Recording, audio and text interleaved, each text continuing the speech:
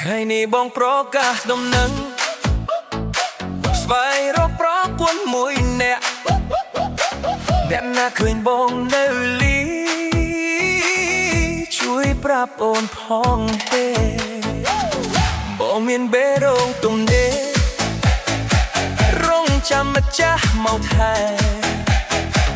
បើអូនព្រមមកក្បែរបងនឹងស្រឡាញ់មួយជីវិតឃើញគេដើរចាប់ដៃគ្នាបងក៏ចង់មានដែរ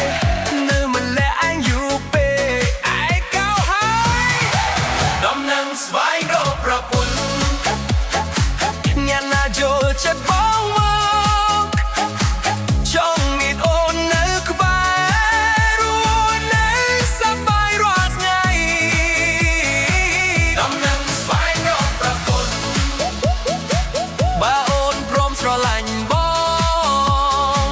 យើងរួមលេងជាមួយគ្នាឲ្យភូមិទាំងមូលលឺឡើងទៅផ្សារជាមួយគ្នាមានឆ្មោករួមនៅមុខផ្ទះជីវិតបងនឹងមានគួរបើមានអូននៅក្បែរបើអូនធ្វើជាប្រពន្ធបងនឹងមិនឲ្យយំមានតែសំណាចរាល់ថ្ងៃសប្បាយពេញផ្ទះ Fire